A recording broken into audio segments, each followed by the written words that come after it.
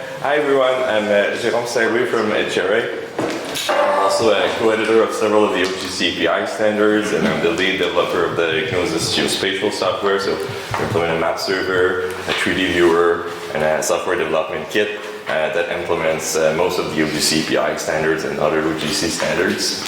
And also I'm a lead developer and founder of the cross-platform HRA SDK, which is a 2D and 3D graphics engine, a GUI toolkit, an IDE, and also a programming language called EC, which is a superset of the C language with reflection, modules, properties, object-oriented features, and it's all native and compiled. And I've been developing all of this since 1996, so it's been quite a while. So what I want to talk to you about today is how basically all the OGC APIs are building blocks. You've probably heard that before, but they're building blocks in many different ways. So those are the 4 ways that I see how they are building blocks. So first, the OGC APIs we use existing and define web API building blocks, which are reused between the different specifications to improve consistency. So examples of web API building blocks are parameters, like for example the bbox parameter to select an area of interest. Another example are the schemas and responses. So if you return the same thing, you try to do it the same way in the different OGC APIs. So one example of that is how JSON schema is used to describe the properties or the fields of a particular collection of data. JSON schema, of course, is also used to, in a meta way, to describe the schemas that are returned as well. And GeoJSON is another example. So the GeoJSON schemas that find a response for an OGC API features response, for example, but it can also be used in other APIs. And finally, another example of a web API building blocks are resource paths. So for example, the / collections are used in all the data, the OGC APIs that are for data access. /map can be used at different places, for example, for a map of the whole data set or a map of a single collection. Tiles can be used in different places for vector tiles, coverage tiles, map tiles, tiles of a collection, tiles of a data set as a whole. So these are the examples of web API building blocks. And this improves consistency. Another example of how OGC APIs are building blocks are requirements classes. So the OGC APIs follow the OGC Modular specification, which basically says that requirements are organized into modular classes, and you only need to implement the core requirement classes to conform to the standard, and then you can also implement optional requirements classes. So this allows you to progressively implement more and more functionality in your products. A third way is how you can take all these different OGC API standards like OGC API features, OGC API maps, styles, and you can actually implement them all in the same web API at the same endpoint. And also, these APIs are built on top of each other, so several of the OGC APIs have a dependency, whether it's mandatory or optional, on the OGC API common standards. So at the moment, part 1 is approved, and part 2, which in my opinion is a little bit more interesting one, is what says what goes with /collections and /collection ID. And all of the OGC APIs that access data follow most of what is defined in the standard that's still work in progress. And finally, a fourth way in how the OGC APIs are building blocks is you can actually connect one API to the other. So an OGC API collection can be an input to an OGC API process, for example. And you can connect them either locally on the same server, or you can also talk to remote APIs. And again, using the APIs themselves as the connectivity between these different APIs. So all of this allows us to basically gives us a framework for doing geospatial data cubes, and this is my attempt at presenting how these different standards work together to give you the functionality you need in a geospatial data cube. So first, starting from the top left, for the API description, we have OGC API Common Part 1, so it gives you the landing page, the API definition that's often defined using OpenAPI, the declaration of conformance. Then from there, from the landing page, you can go to the list of collections. So that's the collection of geospatial data That's what's defined by the draft comment part 2. And basically what you do there is you can describe basic information about the collection, like attribution, a title, an ID, and you can also go and describe, for example, if you implement also OGC API records or stack, you can also integrate functionality to catalog products and scenes, add additional metadata, extra fields. And also connecting to this is an upcoming extension to OGC API features that probably we would like to make common, which describe the properties or the fields of your collection of data. So that's the OGC API features part 5, I believe, for schemas. And we've been discussing recently to also use this in coverages and in all of the other data access APIs, so you have a consistent way to describe your fields or your properties. So that's for describing your data cube. One thing I forgot to mention in here is as part of the collection description, you can also describe the domain using the extend property. Recently we also, as part of the published OGC API tiles and the open API schemas, you'll see there's a way to add a grid property that allows you to describe a multi-dimensional grid of data, whether the grid is regular or irregular. So this allows you to describe the domain. So you have the domain, the range or the fields, the basic info, all of that is handled by that bottom left block. So all of this connects to the data cube, and then one of the most important functionality for the data cube is to be able to retrieve, and you usually want to retrieve the raw data, so you can do analysis on the client, or you can use it as part of a processing chain, for example. So there's 2 APIs that allows you to retrieve the data in an arbitrary way. So there's OGC API features, that's published, and OGC API coverages, that's still work in progress. That basically allows you to define an arbitrary subset of what you'd like to retrieve. So you select your area, your time of interest, you can have extra dimensions like the pressure levels, and you can make your request and you get your data back, and you can use HTTP content negotiation to negotiate NetCDF, coverage JSON, GeoJSON, whichever format are supported. So that's for the raw data. And then OGC API maps, the purpose of that is to send you a visual representation of the data. So basically that's if you want to do server-side rendering, or if you have, let's say, a single static map that you can retrieve. And again, there's a whole bunch of requirements classes in OGC API maps to adapt the functionality how you want. And then, so if you rather than for more efficient requests, if you use a predetermined partitioning scheme, it will be better for the caching everywhere between where the data resides and the client. So this is where the OGC API tiles come in, which is the successor to WMTS. And basically OGC API tiles work with rectangular zones that follows the OGC 2D tile matrix set and tile set metadata standard. But with OGC API tiles, you are not limited to map tiles. You can also get coverage tiles and feature tiles or vector tiles. So that allows you to do client-side rendering, cache the raw data, and this can also be used as part of processing chains, for example.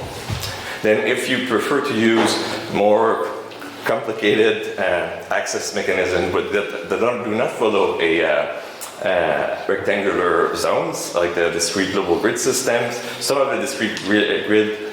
discrete global grid systems actually are axis aligned. If they are axis aligned, normally it's possible to define a 2D tile matrix set for them, and you can actually retrieve the data using OGC API tiles. But if your GGS is, for example, ICA3H, which uses hexagons and pentagons, then you need the GGS data retrieval requirements classes, which basically allows you to retrieve data for a zone that is not rectangular.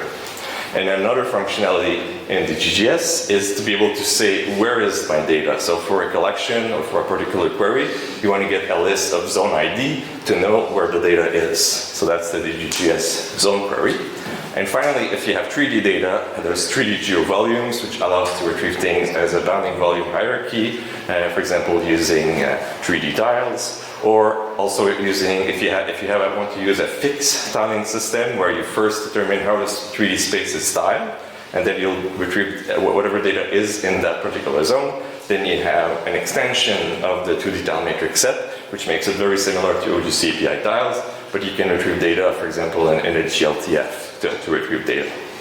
So that's for the predetermined partitioning. We did maps, so if we go up in the middle center, so for advanced processing, there's OGC API processes part 1, which basically tells you how to execute a process that's already defined on the server.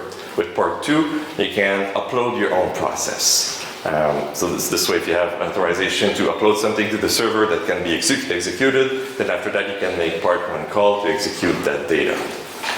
If your processing is not, your processing need is not that advanced, if you can express what you'd like to process using a simple expression with arithmetic and logic, for example, then there's a way to use CQL2, the OGC Common Query Language, to basically express what it is you want to compute. So an example of that is an NDVI, for example, that you'd like to compute. So you can express your NDVI expression, and you can derive new fields from existing ones.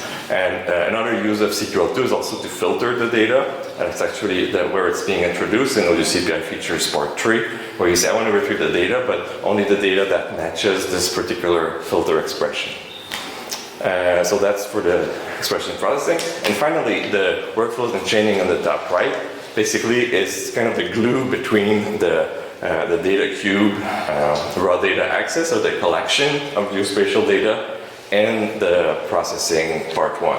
So when you execute a process, in the execution request, you can say the input to this process is not just like a URL or a base64 encoded data that I send you, but it's actually an OGC API collection. So then the data can be retrieved on demand from the coverages or features or tiles or the GGS API. So that basically you don't need to batch process everything at once. And whenever you do a request at the end of the chain, so it's client driven, that will trigger a whole chain of process focused on an area, time, and resolution of interest. So that's what process part 3 collection input-output allows you to do. And also it's ad hoc workflow execution in that when you define this workflow, you don't necessarily need to deploy the workflow first. You can just describe it and execute it right away. So this might be easier for implementations to provide that if they don't have an advanced authorization system, for example, because the process has less security issue by only using processes that are already installed and approved, and then it's just connections between them. And one alternative way, instead of the part 1 processes, part 1 execution request, to be able to describe the workflow is the OpenEO process graphs. So that's the big picture overview. Now I'm probably almost out of time, and I have about 100 more slides, but we'll try to go them quickly. So so this is one data cube that we have is the Sentinel-2 level 2A from ESA that we host on our server. So there's a URL here where you can go to and play with all of these, most of these APIs that I described. So the data is sourced from stack metadata. Probably we want to add improvements to be able to list the scenes that are inside of the collection, and maybe also providing our own stack implementation with CQL queries. And something we're very interested in and hope to discuss this week is a way to efficiently synchronize basically different repository of stack metadata, because I found that retrieving like millions of scenes is very slow. So if we could synchronize that, only the changes, and also use a relational model, so we avoid like sending the same thing all over again. It would really improve things, and it would help us keep our data cube up to date. Right now, I think it probably goes to 2022 sometime when we actually fetch that data, but now there's a whole year or more of new data that is not there yet. So this is how we basically, this is like the whole Sentinel-2 coverage that we have. And so we support downsampling all the way up to a global view. And this is from the AWS open data that's managed by Element 84, hosted on the AWS. And this is a view in basically natural color, near infrared, the scene classification map, the NDVI computation. We're also doing work in the OGC pilots on wildfire hazard protection.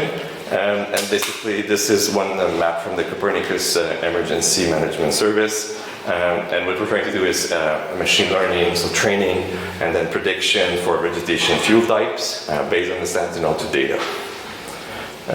So this is OGC API processes, part 1 in a nutshell. So I won't have time to really go into the details, but the slides are there for those who want to go through it. So this is synchronous execution. OGC API processes part 1 also supports asynchronous execution. Part 2 is deploy, replace, update. And the workflows and chaining, the goal really is to instantly integrate geospatial data and processing capabilities available from anywhere for visualization and analysis. So bring the processing and the data together no matter where they are. So all the OGC API implementations basically acts as one giant worldwide API that all self-connects between all the parts.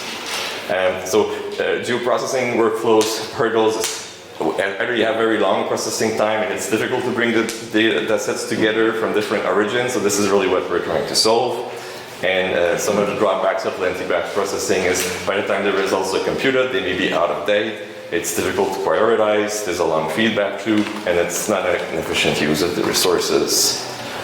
So it's part 3 extends the part 1 execution request, so you're able to chain one process as the input to another. You can have local and remote OGC API collection. You can modify the input and output with the CQL2, for example.